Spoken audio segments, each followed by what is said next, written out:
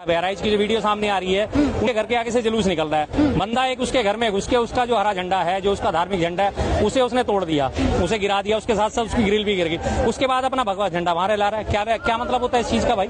किसी के घर में घुस के तुम उसके घर में प्राइवेसी उसकी भंग करोगे? क्या समाज को संदेश देना चाहते हो कि किसी के भी घर में घुसने की तुम्हें परमिशन मिल गई? किसी ने अपना अगर झंडा ले रखा है अपने मनमर्जी का, तो वो तुम तोड़ के गिरा दोगे। अपना झंडा ले रहा होगे तुम उसके घर पे कब्जा करने की कोशिश में हो गया। क्या चाहते हो?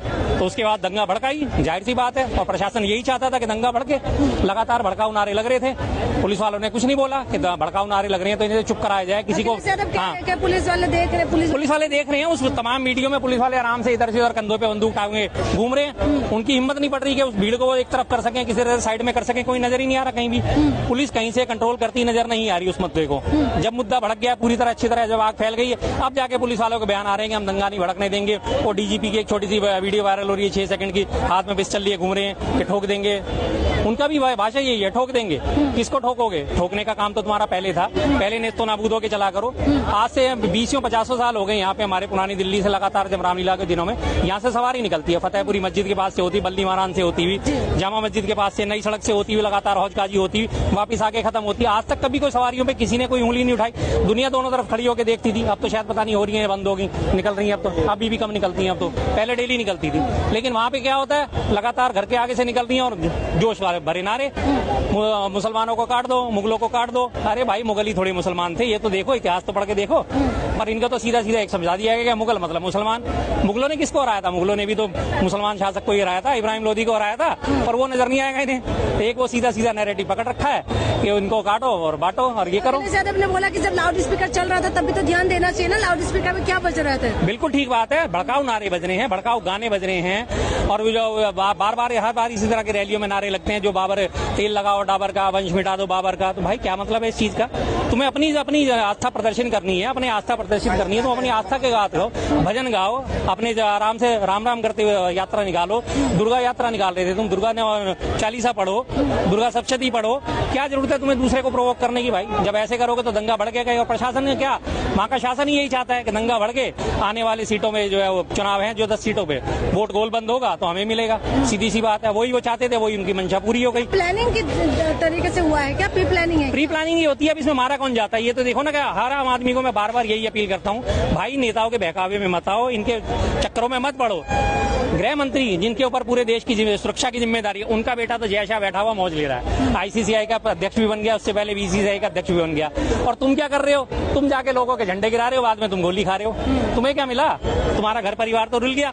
अब 2-4 दिन तो सारे नेता मिलकर रोटियां सेक लेंगे इस पे, इस लाश की राजनीति, इसके ऊपर लाश के ऊपर राजनीति कर लेंगे। उसके बाद तुम्हें कौन पूछने आ रहा है? 2-4 जगह फंड रेजर हो जाएंगे, फंड खा के बैठ जाएंगे, पीड़ित के लिए न्याय दो, हम इसके लिए फंड इकट्ठा करो, सोशल मीडिया पे कैंपेन जम जाएगा, लाखों रुपए बटोर के घर में लेके बैठ जाएंगे। और उसके बाद वो पीड़ित अपना घूमता रहेगा। 2002 के गुजरात दंगों का याद है आपको? गोधरा कांड में अशोक जो था, अशोक परमार नाम था उसका, जिसे राजू मोची भी कहा जाता है, उस वक्त भी मोची था, पोस्टर बॉय बना, तलवार उसके हाथ में थी, माथे पे उसके श्री राम का पट्टा बंधा हुआ था और उसने बढ़ चढ़ के दंगों में हिस्सा लिया, उसका खूब बुनाया गया। आज भी वो बैठा हुआ अपने जूते सही कर रहा है, आज भी उसकी जिंदगी में कोई बदलाव नहीं आया। उत्तर पूर्वी दंगे देखो, दंगे भड़के थे। एक देवेंद्र यादव नाम का लड़का था जिसे पहली बार सबसे पहली सजा उसी को मिली है, 5 साल की सजा मिली है, दिहाड़ीदार मजदूर था, सारा उसका फैमिली बिखरी पड़ी है। ये तो बहकावे में आके लोग तो आके कर जाते हैं कांड, नेता तो अपनी मौज ले रहे हैं बैठे हुए। यूपी में जो कहते हैं कि लॉ एंड ऑर्डर काबू में है और योगी जी के राज में इस तरीके के हो रहा है, बिल्कुल लॉ एंड ऑर्डर की बात कहते हैं कि बहुत अच्छा हो गया है पहले से। हाँ जी, तो ये अब आपको अच्छा तो दिख ही रहा है ना कि सड़कों पे जुलूस निकल रहा है, लगातार लाठियां भांजी जा रही हैं, लगातार लोगों के घर जलाए जा रहे हैं। वहाँ पे एक होंडा का शोरूम था, हीरो होंडा की गाड़ियों का शोरूम, उसको तक को जला दिया, उसे भी जला दिया। क्यों भाई? उसने कौन सा, हाँ क्या भलाई है बताओ ना, आ जाओ, हाँ बताओ बताओ, हीरो होंडा का शोरूम जला दिया, क्या भलाई है उसमें? आओ ना, अरे इधर आके बात करो ना, पीछे के पीठ पीछे देखो, हैसियत देखो इनकी। हकीकत ये है, आपने बोला सुनिए तो सही, हकीकत ये है जो मैंने 30 दिन देखता हूँ, इनके पास इतना टाइम है जो केवल इसी चीज का चर्चा करते हैं। देश के बारे में चर्चा करना बुरा क्या? एक बात बताइए, इतने बेवकूफ हैं जो जिता रहे हैं मोदी को। एक ये शख्स ऐसे हैं जो कहते हैं जो सबसे बड़ी कमी उसी में है। आपके मैं बता रहा हूँ ना, इन्होंने कितने बेवकूफ हैं, तो बेवकूफ ऐसे ही है। हीरो होंडा के शोरूम में आग लगी, फिर भी ये मोदी को वोट देंगे। मणिपुर की देखो, मणिपुर की बहन बेटियों को नंगा घुमाया गया, फिर भी मोदी को वोट देंगे। देखो ना, चैनल चलाना है, मणिपुर के अरे मेरे चैनल कोई नहीं है, मेरी बात सुनो, मुद्दे की बात। मणिपुर में बहन बेटियों को नंगा हुआ है, फिर भी वोट दोगे ना? हाँ जी, एक मिनट भाई साहब जवाब इनसे लेना जरूरी। माननीय राहुल गांधी प्रधानमंत्री से जवाब मांगो कि देश का इतना बुरा हाल कैसे है। मोदी जी से नहीं मांगो। ये देखो अकलमंद कितने हैं, कितने खुश हो गए। इन्हें यही नहीं पता प्रधानमंत्री कौन है, इन्हें यही नहीं पता प्रधानमंत्री कौन है। अगर राहुल गांधी से जवाब मांगोगे ना, एक मिनट, बिल्कुल मुमकिन है। अगर राहुल गांधी से आप जवाब मांगोगे तो ये पूछे, और मोदी जी से किसी की दुनिया में किसी की हिंदुस्तान में औकात नहीं है कि मोदी जी से जवाब पूछ ले, और जो जवाब पूछेगा उसको कह देंगे भगते जी। अब ये बात गए, पूरी बात नहीं करी। अब इनसे ये पूछना करते रहते हैं बस। नहीं, ये बात बताओ, इन्होंने साफ कह दिया मणिपुर की बहन बेटियों को नग्न परेड कराई जा रही है, फिर भी ये मोदी को वोट देंगे। बलात्कारियों को संरक्षण दिया जा रहा है, फिर भी ये मोदी को वोट देंगे। फिर कहते हैं कि कौन बेवकूफ है जो मोदी को वोट दे रहा है। तो इन्हीं के जैसे बेवकूफ हैं जो मोदी को वोट देते हैं, जिन्हें ना बहन बेटियों से कोई मतलब, ना देश की अस्मिता से कोई मतलब, ना दंगे फसाद से कोई मतलब। इन्हें सिर्फ मोदी दिख रहा है, उसके काम दिखने हैं, और काम के नाम पे क्या है, हिंदू मुस्लिम में फूट डालो राज करो, फूट डालो राज करो, फूट डालो राज करो। और ये सपोर्टर उसी चीज के हैं। इन्हें कोई नहीं नजर आता कि किसी का घर उजड़ गया, किसी का सुहाग उजड़ गया, किसी का भाई मारा गया, किसी का बेटा मारा गया। इन्हें कोई लेना देना नहीं है। इन्हें तो सिर्फ फिर कहते हैं कि कौन है जो वो लोग बेवकूफ हैं, तो वाकई वो लोग ऐसे बेवकूफ।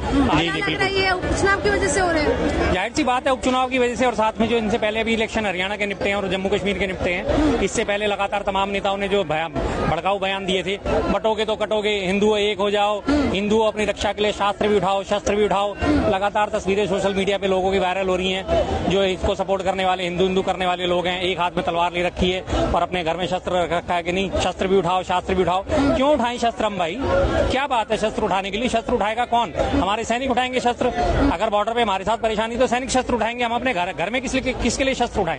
पड़ोसी के लिए शस्त्र उठाएं, अपने साथ रहने वालों के लिए शस्त्र उठाएं। उनसे मेलजोल नहीं बढ़ा सकते, उनसे भाईचारा नहीं बढ़ा सकते, क्या बात नहीं कर सकते? उनके लिए शस्त्र क्यों उठाएं? लेकिन वहाँ हमेशा लगातार ही भड़काऊ यही चल रहा है, शस्त्र उठाओ नहीं तो बढ़ जाओगे, नहीं तो कट जाओगे। आज आप सोशल मीडिया उठा के देखो। अभी आप दूसरा उदाहरण देता हूँ, अभी एक वो जो सिद्दीकी साहब को मारा गया है, एमपी थे कांग्रेस के, मंत्री भी रह चुके हैं, उनको मार दिया गया। तो इनके राइट विंग वाले जितने सपोर्टर हैं बीजेपी के, सारे सपोर्टर क्या कर रहे हैं, वो लॉरेंस बिश्नोई जो है उस गैंगस्टर को सही ठहरा रहे हैं कि हाँ बढ़िया काम करा उसने, तो अपने बाजू पे जय श्री राम गुदवा रखा तो बहुत बढ़िया काम करा, उसका हुड अंदर से भगवाया तो बहुत बढ़िया काम करा। भाई जब अपराधियों का ऐसा महिमा मंडन करोगे तो फिर तुम्हारा घर बच जाएगा क्या? उनका तो काम अपराध करना है, वो तो ये देखते ही नहीं कि किसका मारा किसका नहीं मारा।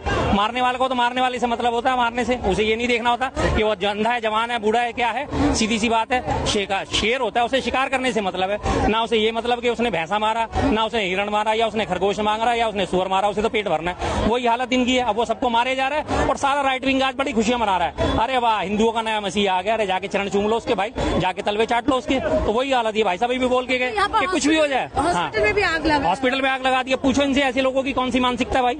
हॉस्पिटल में लोगों का इलाज होता है, वहां जाके उसे आग के हवाले कर दिया, इससे तुम्हारे बदले पूरे हो जाएंगे? गलत काम तुम खुद करो। मेरे घर में कोई घुस के मेरे जबरदस्ती करके मेरा फर्नीचर तोड़ दे, मेरे घर में उपद्रव मचाएगा, तो क्या मैं उसे आवाज नहीं उठाऊंगा? क्या मैं उसे मारूंगा नहीं? क्या मैं उसे घर से बाहर नहीं निकालूंगा? और जबकि वो भी पुलिस प्रशासन सामने खड़ा हुआ है, तो फिर आप कहते हो कि जंगल राज नहीं है। एक तरफ आप खुद जंगल राज लेके आ रहे हो और फिर कहते हो कि नहीं जंगल राज नहीं है। डबल इंजन की सरकार है जी, बहुत बढ़िया काम चल रहा है। कितना बढ़िया काम